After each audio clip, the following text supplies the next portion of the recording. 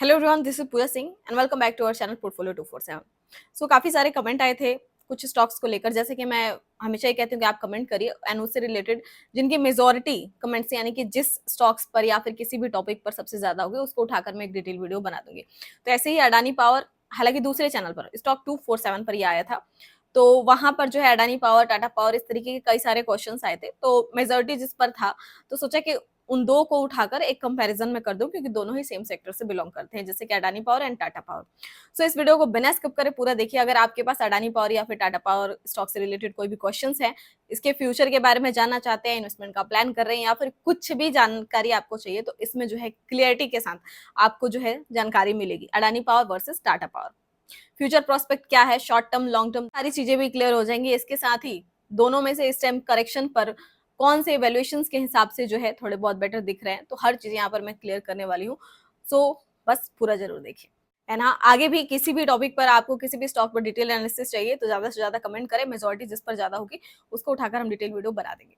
सो आ जाते हैं, मैं स्क्रीन पर ही आपको जो है समझाने वाली हूँ। तो चलिए इसे थोड़ा बहुत जो है लिखकर समझते हैं। अडानी पावर वर्सेस यहाँ पर टाटा पावर हो जाता है, ठीक है। हर चीज बिल्कुल ही क्लियर तरीके से आपको समझाने वाली हूँ। सबसे पहले अडानी पावर की बात करें तो ये देखिए 55% तक करेक्ट हुआ था इस करेक्शन में, एंड अभी करंटली 43% के करेक्शन में है, क्योंकि इतना जंप ऑलरेडी हो चुका है, इतना राइज ऑलरेडी हो चुका है। टाटा पावर की अगर मैं बात करूं तो ये 33% तक करेक्ट हुआ था ऑल ओवर करेक्शन में, एंड अभी रिसेंटली ये 28% के करेक्शन में है। इससे क्या पता चल रहा है आपको कि ये वॉलेटाइल ज्यादा है, यानी कि थोड़ा भी प्रेशर मार्केट पर पड़ रहा है तो ये ज्यादा करेक्ट हो जा रहा है, ठीक है। तेजी भी ज्यादा दिखाता है Adani power comparison to Tata powers, क्योंकि ये 100% से जिस तरीके से इसने पिछले ईयर ग्रोथ दिखाया था, एंड इसने सिर्फ 50% का ग्रोथ दिखाया था टाटा पावर ने। तो इसका मतलब ये है कि ये वॉलेटाइल है बहुत ज्यादा, ये जितनी तेजी आपको दिखाएगा उतना ही मुंह के बल गिराने के लिए भी है। एंड टाटा पावर जो है वॉलेटिलिटी नहीं है, इसमें स्टेबिलिटी है, ठीक है। इस चीज का ध्यान रखिए, ये काफी वॉलेटाइल है अडानी पावर, एंड इसमें स्टेबिलिटी है, यानी कि ये गिर भी रहा है तो एक बेसिस पर लेवल्स के हिसाब से एंड सस्टेन करते हुए, बढ़ेगा भी तो सस्टेन करते हुए, एंड ये जो है बेधड़क गिरेगा भी एंड बेधड़क बढ़ेगा भी, तो इसी को वॉलेटाइल कहते हैं, ये स्टेबल, ठीक है। ये चीज क्लियर है। अब बात आ जाती है देखिए वैल्यूएशन की। तो वैल्यूएशन में ज्यादा जो है पी के कंपैरिजन की बात कर रही हूँ, प्राइस टू अर्निंग रेशियो। तो पावर सेक्टर की ये दोनों जिस सेक्टर से आते हैं, तो इनका जो मीडियन है, मीडियन पी हम कह सकते हैं इस पूरे इंडस्ट्री का, वो 22 मल्टीपल से 23 मल्टीपल पी पर ट्रेड कर रहा है। इसके बीच में अडानी पावर वहीं पर 15 मल्टीपल पी पर ट्रेड कर रही है, यानी कि इंडस्ट्री से सस्ती है। ये दिख रहा है वैल्यूएशन यहाँ पर इसके बेटर दिख रहे हैं। वहीं टाटा पावर की बात करें तो 29 मल्टीपल पी पर दिख रहा है। सो आपको लगेगा कि यहाँ पर टाटा पावर वैल्यूएशन वाइज काफी महंगा है या फिर ओवर प्राइस्ड है अभी भी इतने गिरावट के बाद भी। तो आगे चीजें और भी क्लियर करते हैं। अडानी पावर की अगर मैं बात करूं तो ये थर्मल पावर, ठीक है, थर्मल पावर के लिए लीडिंग प्रोड्यूसर है अडानी पावर, ओके। एंड वहीं टाटा पावर की अगर मैं बात करूं तो ये सोलार एंड ईवी इंफ्रा, ठीक है, ईवी इंफ्रास्ट्रक्चर के लिए लीडिंग प्लेयर जानी जाती है। ये थर्मल पावर में है एंड ये सोलार एंड ईवी इंफ्रास्ट्रक्चर के लिए लीडिंग प्लेयर मानी जाती है। एंड इन्हीं दोनों के बेसिस पर इनका कंपैरिजन बिल्कुल ही क्लियर एंड सटीक है, एंड डिसीजन लेने में भी आपको हेल्प देगा, क्योंकि सारा खेल, सारा गेम यही है। गवर्नमेंट की सारी पॉलिसीज, गवर्नमेंट के सारे पुशअप्स, सब कुछ इन्हीं दोनों में समा जाता है। सब देखिए, जैसे कि ये है थर्मल पावर में, ठीक है, एंड ये जो है लीडरशिप पोजीशन ऑन करती है सोलार एंड ईवी इंफ्रास्ट्रक्चर में। थर्मल पावर एंड सोलार, इसका ध्यान दोनों के लिए लार्जेस्ट है। थर्मल के लिए ये लार्जेस्ट प्रोड्यूसर है इंडिया में, and Tata power solar and EV infra के लिए लार्जेस्ट प्रोड्यूसर, लार्जेस्ट मैन्युफैक्चरर जानी जाती है, ओके। अडानी पावर की बात करूं तो यहाँ पर देखिए रिन्यूएबल एनर्जी में, यानी कि इस पूरे पावर इंडस्ट्री में जो है 12% इसका कंट्रीब्यूशन होता है, सिर्फ 12%, वो भी थर्मल पावर से नहीं है, थोड़ा बहुत सोलार की तरफ ये बढ़ रही है उसमें है, ठीक है, थोड़ा बहुत, तो उसी से मेजोरिटी इसका कंट्रीब्यूशन आता है। मेनली इसका जो है थर्मल पावर का बिजनेस है, सिर्फ 12%। लेकिन वहीं टाटा पावर की बात करें तो रिन्यूएबल एनर्जी सोर्सेज से जो इलेक्ट्रिसिटी जनरेशन डिस्ट्रीब्यूशन हो रही है उसमें ये 40% कंट्रीब्यूट करती है, 40% कंट्रीब्यूशन है, क्योंकि ये डाइवर्सिफाइड है, ठीक है, डाइवर्सिफाइड है, सोलार में है, ईवी में है, हाइड्रो में है, बहुत सारी चीजों में डाइवर्सिफाइड बिजनेस से ये रन कर रही है। एंड रिन्यूएबल एनर्जी सोर्सेज जो है इलेक्ट्रिसिटी जनरेशन डिस्ट्रीब्यूशन के लिए काफी ज्यादा पॉपुलर है टाटा पावर। एंड ये जो है डिपेंडेंट है ओनली अडानी पावर जो है सिर्फ थर्मल पावर पर। सो इस वजह से कंपैरिजन टू टाटा पावर ये यहाँ पर पुअर परफॉर्मेंस दे रहा है अगर टाटा पावर की बात करें दोनों के कंपैरिजन में, क्योंकि इसकी डिपेंडेंसी थर्मल पावर पर है, ये डाइवर्सिफाइड बिजनेस है, सिर्फ 12% ये कंट्रीब्यूशन देती है एंड ये 40%।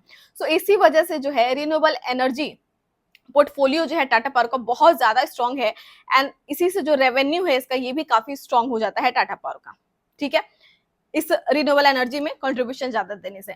लेकिन वहीं पर अडानी पावर की बात करें तो थर्मल में जो है इसकी डिपेंडेंसी बहुत ज्यादा हो रही है, तो इलेक्ट्रिसिटी जनरेशन के लिए या फिर रिन्यूएबल एनर्जी फील्ड में बहुत ज्यादा कंट्रीब्यूशन इसका नहीं है, तो इस वजह से इसका स्ट्रॉन्ग पोर्टफोलियो नहीं है, इस बात का ध्यान रखिए। लेकिन एक और चीज बता दो, अडानी पावर जो है टाटा पावर के कंपेरिजन में प्रॉफिट ज्यादा जनरेट करती है, प्रॉफिट ज्यादा जनरेट करती है कंपैरिजन टू टाटा पावर। अब वो कैसे, चलिए उसको समझते हैं। प्रॉफिट का बताया मैंने, पिछले बार की क्वार्टर्स की भी बात करूं या फिर एनुअली बेसिस पर भी, तो अडानी पावर ने टाटा पावर के कंपैरिजन में हमेशा ये प्रॉफिट बेटर ही गेन किया है। क्यों? क्योंकि ये जो थर्मल पावर से जो इलेक्ट्रिसिटी जनरेट करती है, इससे जो सप्लाई होती है इलेक्ट्रिसिटी की, वो ज्यादा प्रॉफिटेबल होती है comparison to renewable energy sources. Comparison to renewable energy sources, thermal power से जो सप्लाई की जाती है उसमें प्रॉफिट ज्यादा है, वो ज्यादा प्रॉफिटेबल बिजनेस करते हैं, तो इस वजह से अडानी पावर टाटा पावर के कंपैरिजन में ज्यादा प्रॉफिट अर्न कर लेती है। लेकिन तो क्या ज्यादा प्रॉफिट अर्न करने से तब तो यहाँ पर समझ रहा है कि हर तरीके से अडानी पावर बेटर हो सकेगा, लेकिन नहीं, यहाँ पर यही चीजें रॉन्ग होती है। आपको बता दूं कि ये जरूरत पड़ने पर काम आता है एंड ये सदाबहार है। गवर्नमेंट इसको ज्यादा पुश कर रही है, इसके लिए चीजें कहीं ज्यादा अलग हो रही हैं एंड ये सिर्फ इस पर डिपेंडेंट है, वो भी जरूरत के अकॉर्डिंग, उसको भी समझते हैं। तो यहाँ पर बात आ जाती है कि दोनों को बेनिफिट कैसे मिलता है, दोनों का रिस्क फैक्टर क्या है, इसको क्लियर करें। तो सबसे पहले देखिए, अभी रिसेंटली क्या है कि अनाउंसमेंट हुई है, पावर इलेक्ट्रिसिटी जनरेशन बहुत तेजी से बढ़ रहा है एंड ये भी एक्सपेक्ट किया रहा है इस साल जो बिजली के लिए जो डिमांड आ सकती है, डिमांड स्पीक्स है, तो उसमें प्राइस रेट्स मोस्टली बढ़ जाते हैं जब डिमांड ज्यादा होती है तो। एंड इस बार माना जा रहा है कि फाइनेंशियल 26 में ये 260 गीगावाट तक की जो है डिमांड आ सकती है, इस वजह से गवर्नमेंट काफी फोकस में भी है। एंड इसके अलावा जो है 6.5% से फाइनेंशियल ईयर 26 में ये ग्रोथ हो सकती है, यानी कि पावर डिमांड इतनी आ सकती है। तो अब ऐसे में देखिए उन्हीं कंपनीज को बेनिफिट मिलेगा, ये जेएम फाइनेंशियल्स ने अपनी एक रिपोर्ट में बताई है कि उन्हीं को ज्यादा बेनिफिट मिलेगा जो प्राइवेट एंटिटीज हैं, प्राइवेट एंटिटीज। तो अब अडानी पावर भी प्राइवेट एंटिटीज है, टाटा पावर भी प्राइवेट एंटिटीज है, लेकिन दोनों में बहुत सारे डिफरेंसेस हैं। दोनों इलेक्ट्रिसिटी जनरेशन का ही काम करती हैं, लेकिन प्राइवेट एंटिटी से एंड इस जो पुशअप से जो है दोनों को बेनिफिशियल रेयर मिलेगा। कैसे? प्राइवेट एंटिटी में भी कंडीशन है उनको मिलेगा जो ग्रीन एनर्जी में, जिनको डायरेक्टली बेनिफिट मिलेगा जो ग्रीन एनर्जी में इन्वेस्ट करती हैं। ध्यान दीजिए, जो ग्रीन एनर्जी में इन्वेस्ट करती हैं उनको डायरेक्टली इसका बेनिफिट मिलेगा। गवर्नमेंट की कई सारी पॉलिसीज आ रही हैं, उसका बेनिफिट, गवर्नमेंट इंसेंटिव्स होते हैं, उसका बेनिफिट इन्हीं को मिलेगा जो डायरेक्ट ग्रीन एनर्जी में इन्वेस्ट करती हैं। अब देखिए यहीं पर आ जाता है कि अडानी पावर जो है ये डायरेक्टली ग्रीन एनर्जी में इन्वेस्ट नहीं करती है, अडानी पावर ग्रीन एनर्जी में इन्वेस्ट नहीं करती है एंड वहीं Tata power totally green energy में इन्वेस्ट करती है एंड बड़ा इन्वेस्टमेंट करती है। टाटा पावर की एक डिवीजन है TPREL, यानी कि Tata power renewable energy limited, ये सोलार ईवी में बड़े पैमाने पर एग्रेसिवली बड़ा इन्वेस्टमेंट कर रही है। ये सोलार में, विंड में एंड इसके साथ ही हाइड्रो एनर्जी, इन तीनों में बड़े पैमाने पर इन्वेस्टमेंट कर रही है एंड इसके प्रोजेक्ट पर काम कर रही है। एंड टाटा पावर जो है मल्टीपल सोलर पार्क भी बना रही है। तो अडानी पावर तो ग्रीन एनर्जी में इन्वेस्ट नहीं करती है, तो फिर ये इलेक्ट्रिसिटी जनरेशन में कंट्रीब्यूशन कैसे दे रही है? 12% दे रही है, कम है, लेकिन कैसे? तो इसको कैसे बेनिफिट मिलेगा? इसको तो समझ आ रहा है कि डायरेक्ट बेनिफिट कई सारी चीजें मिलेंगी, तो चलिए इसको समझते हैं। अब देखिए दोनों के लिए जो है 2 रूल्स आए हैं गवर्नमेंट की तरफ से, 2 गाइडलाइंस आई है। पहला, एक तो ये थर्मल में है, मैंने आपको बताया थर्मल पावर में। दूसरा, इसका बिजनेस रन करता है कोल इंपोर्ट, ठीक है, कोल इंपोर्ट बिजनेस रन करता है एंड ये टोटली रिन्यूएबल एनर्जी फील्ड में है। तो गवर्नमेंट ने जो है एक मस्ट रन स्टेटस दिया हुआ है, रिन्यूएबल एनर्जी में जो भी ग्रीन एनर्जी में इन्वेस्ट करती है मस्ट रन, ठीक है। तो इसमें क्या है कि 2024 से 2030 तक रिन्यूएबल एनर्जी को ज्यादा से ज्यादा बढ़ाना है। पावर जनरेशन बढ़ाने के लिए एक मस्ट रन स्टेटस दिया गया है इस कंपनी को, जिनको डायरेक्टली, जिनको भी ये मिला है उसको डायरेक्टली बेनिफिट मिलेगा गवर्नमेंट की पॉलिसीज का, गवर्नमेंट इंसेंटिव्स का ज्यादा बेनिफिट मिलेगा। तो इसमें डायरेक्टली टाटा पावर को इसका बेनिफिट मिल जाएगा गवर्नमेंट की जो न्यू गाइडलाइंस आई है उसके हिसाब से। लेकिन कोल इंपोर्ट के लिए भी एक नई गाइडलाइंस आई है। देखिए इसको, इससे प्रॉब्लम भी हो सकती है अडानी पावर को, इसमें कोई रिस्क फैक्टर नहीं है क्योंकि गवर्नमेंट इसको ज्यादा पुशअप कर रही है। लेकिन कोल इंपोर्ट की बात करूं तो कुछ टाइम कभी चलता है कभी नहीं चलता है एंड कोल के कॉस्ट प्राइसेस, यानी कि जो है लो फ्यूल कॉस्ट रहेंगे तो बेटर है, कोल के प्राइसेस बढ़ेंगे, फ्यूल कॉस्ट बढ़ते हैं तो इसको प्रॉब्लम झेलना पड़ेगा। तो गवर्नमेंट हमेशा अपनी गाइडलाइंस चेंज करती रहती है, रूल रेगुलेशंस लाती रहती है। तो देखिए इसका कोल इंपोर्ट जो बिजनेस है उसे इसको बेनिफिट मिल सकता है जरूरत के अकॉर्डिंग। लेकिन अभी रिसेंटली क्या है कि बिजली खपत ज्यादा होने की वजह से गवर्नमेंट ने जो है बोला है कि वो फिर से कोल इंपोर्ट प्लांट को स्टार्ट करेगी 17 गीगावाट की कैपेसिटी के, 17 गीगावाट कैपेसिटी वाली कोल इंपोर्ट को फिर से स्टार्ट करेगी। तो अडानी पावर इसी कोल इंपोर्ट बिजनेस में है, क्योंकि ये ट्रेडिशनल तरीके से, ध्यान दीजिए थोड़ा, ये ट्रेडिशनल तरीके से काम करती है, पारंपरिक तरीके से। एंड टाटा पावर जो है इंटीग्रेटेड एंड मॉडर्नाइजेशन पर काम करती है। ऑब्वियसली कोई भी चाहेगा, गवर्नमेंट भी चाहेगी कि मॉडर्नाइजेशन हो ज्यादा से ज्यादा, उस बेसिस पर काम हो, इसीलिए टाटा पावर को डायरेक्टली बेनिफिट्स मिल जाते हैं। एंड ये ट्रेडिशनली अभी काम करिए थर्मल पावर का बिजनेस, कोल इंपोर्ट, ये उसी हिसाब से है। तो वही गवर्नमेंट की न्यू गाइडलाइंस आई है कि पावर प्लांट के लिए, यानी कि अगर पावर खपत ज्यादा होती है तो हमें बैकअप के लिए जो है कोल इंपोर्ट को भी रखना पड़ेगा। एंड इसीलिए गवर्नमेंट 17 गीगावाट की जो है जो पुराने बंद हो चुके थे उनके कोल इंपोर्ट को फिर से स्टार्ट कर रही है। तो अब ऐसे में ये वन एंड ओनली कंपनी है इस फील्ड में जिसको बेनिफिट मिल सकता है। लेकिन बात ये है, यहाँ पर आ जाती है जरूरत के अकॉर्डिंग। अडानी पावर को इसका कब बेनिफिट मिलेगा? जब जरूरत होगा। चलिए इसको भी थोड़ा डिटेल में समझाते हैं। अब देखिए जैसे बताया कि इसको बेनिफिट तो मिलेगा, कोल इंपोर्ट फिर से स्टार्ट हो रहा था, लेकिन जरूरत के अकॉर्डिंग। देखिए जब भी पावर की शॉर्टेज होती है, ठीक है, पावर की शॉर्टेज होती है, पावर डिमांड्स ऑन पीक होते हैं, प्राइस रेट्स बढ़ जाते हैं, तो ऐसे में क्या होता है कि कॉन्ट्रैक्ट बेसिस पर काम होता है। जो कंपनीज कोल इंपोर्ट बेसिस पर ट्रेडिशनल तरीके से काम करती है तो उनको ये कॉन्ट्रैक्ट दिया जाता है। तो ऐसे में देखिए tariff hike benefit and higher realisation, इसका बेनिफिट मिल जाता है अडानी पावर को। लेकिन कब पावर शॉर्टेज होगी, जरूरत पड़ेगी तब।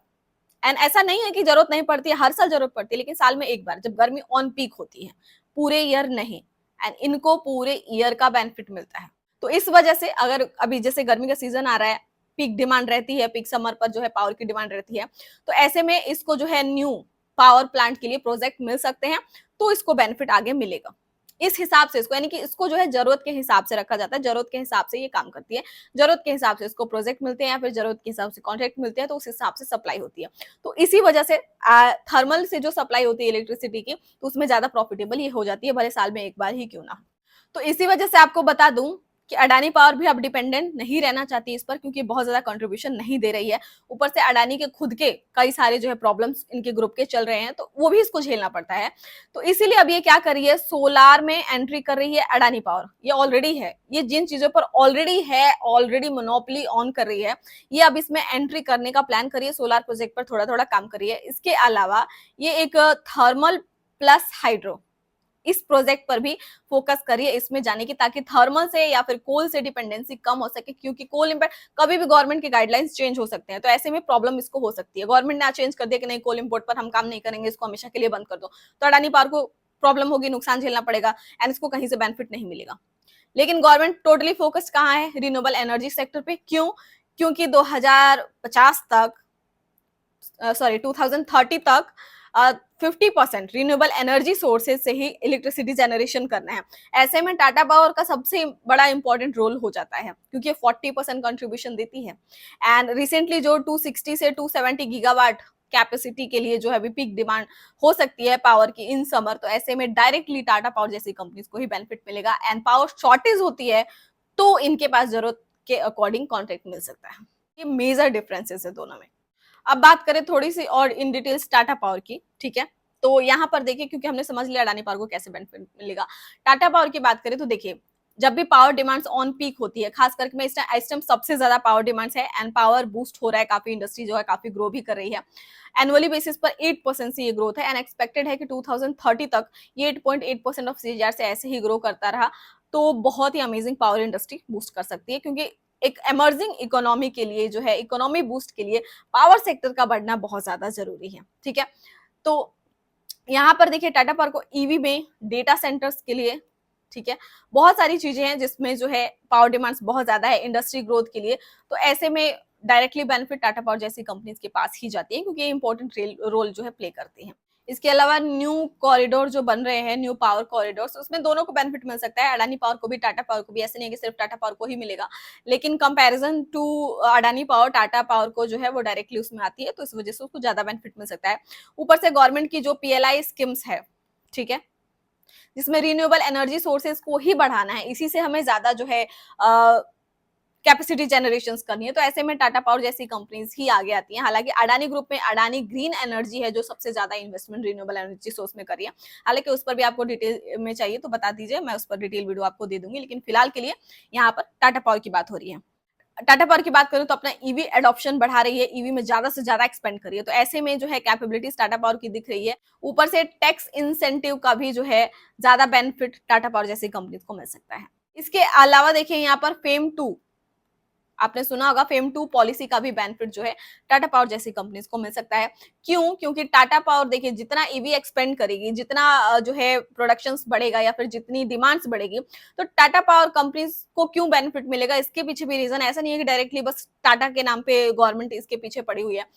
यहाँ पर बता दो टाटा को क्यों बेनिफिट मिलेगा, क्योंकि इसका जो है डिस्ट्रीब्यूशन नेटवर्क बहुत ज्यादा स्ट्रॉन्ग है टाटा पावर का, कई सारे सिटीज में, कई सारे स्टेट्स में, इस वजह से उसको ज्यादा बेनिफिट मिल जाता है। ऊपर से टाटा का ट्रस्ट वैसे ही काफी काम करता है, अडानी ग्रुप को तो कई सारी चीजें झेलनी पड़ती हैं। इसके अलावा देखिए और भी कई सारी चीजें हैं जिसमें टाटा पावर खुद को बहुत ज्यादा बूस्ट करी है। मैंने स्टार्टिंग में बताया कि ये डाइवर्सिफाइड है, इस वजह से स्टेबल है, एंड वो सिर्फ डिपेंडेंसी सिर्फ एक पर है, अडानी पावर की थर्मल पर।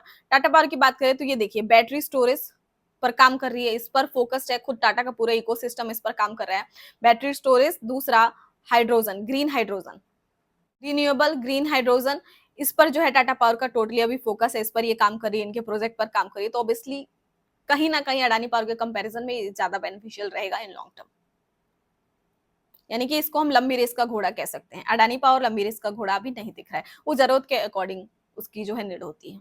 और चीज है, टाटा पावर ने जो है 2030 तक 60% का एम सेट किया है रिन्यूएबल एनर्जी सोर्सेज को बढ़ाने के लिए, एंड अडानी पावर का सिर्फ 20 गीगावाट, जिससे काम नहीं चलने वाला। हालांकि कंट्रीब्यूशन है 12% जैसे कि बताया, लेकिन ये 60% अगर ये कर देती है तो सोचिए कि टाटा पावर का क्या रोल रहेगा रिन्यूएबल एनर्जी सेक्टर में भी। ऑलरेडी 40% इसका कंट्रीब्यूशन है, एंड ये 60% तक इसको इंक्रीज करना चाहती है। सो ऐसे में टाटा पावर जैसी कंपनीज को बेनिफिट मिलता है, लेकिन ध्यान देने वाली बात है कि अडानी पावर वॉलेटाइल है बहुत ज्यादा, प्रॉफिट ज्यादा गेन कर पाती है, लेकिन अडानी पावर में एक और प्रॉब्लम है कि उस पर डेट बहुत ज्यादा है, एंड टाटा पावर जैसी कंपनीज ये चीजें फेस नहीं करती हैं। तो इसके पास डेट इशू है, गवर्नमेंट की पॉलिसीज अगर बदल जाती है अडानी पावर में तो ये उसको झेलना पड़ेगा, एंड इसके साथ ही बहुत ज्यादा वॉलेटाइल है, एंड मोस्टली अडानी ग्रुप एक तरीके से देखा जाता है कि बहुत ज्यादा ट्रस्ट नहीं हो पाता है। थोड़ी भी फेक न्यूज आती है या फिर कुछ भी आता है इससे रिलेटेड नेगेटिव पॉइंट्स, तो वो बहुत ज्यादा रिएक्ट कर जाते हैं अडानी ग्रुप्स। वहीं टाटा पावर की बात करिए, टाटा ग्रुप्स की, तो वो स्टेबिलिटी के साथ बढ़ते हैं। हालांकि ये सोलार में जो है सोलार प्रोजेक्ट में एंट्री कर रही है बेटर तरीके से, अगर वो कर लेती है अपना thermal and hydrogen power plant setup कर लेती है तो ये ज्यादा बेनिफिशियल रहेगा। मे बी ये भी लंबी रेस का घोड़ा बन सकेगा, लेकिन अभी के लिए मुझे लगता है comparison to Adani power, Tata power जो है ज्यादा स्टेबल है एंड ट्रस्ट वाला है, लंबी रेस का घोड़ा हम इसी को बोलेंगे। कंपैरिजन टू टाटा पावर यहाँ पर पूरी तरीके से जो है हमें कैपेबल दिखता है फॉर फ्यूचर अपॉर्चुनिटीज। वैसे आप कमेंट करके बताइए कि ये वीडियो कितना नीडफुल रहा है, एंड आप वॉलेटिलिटी के साथ जाना पसंद करेंगे, क्योंकि जितना गिरा है मे बी आपको उतना इन फ्यूचर ये उस तरीके से परफॉर्मेंस भी दे सके। लेकिन टाटा पावर की बात करें तो स्टेबिलिटी के साथ डाउन है, तो स्टेबिलिटी के साथ ही इनमें जो है आपको ग्रोथ इन फ्यूचर देखने को मिलता है। तो आप वॉलेटिलिटी के साथ जाना चाहेंगे या फिर स्टेबिलिटी के साथ विथ रिस्क अडानी के साथ जाना चाहेंगे या टाटा के ट्रस्ट के साथ? प्लीज कमेंट करके बताइए, एंड वीडियो अगर आपके लिए नीडफुल हेल्पफुल रही हो तो ज्यादा से ज्यादा वीडियो को लाइक शेयर जरूर करें। मिलते हैं नेक्स्ट वीडियो में। Thanks for watching, bye bye.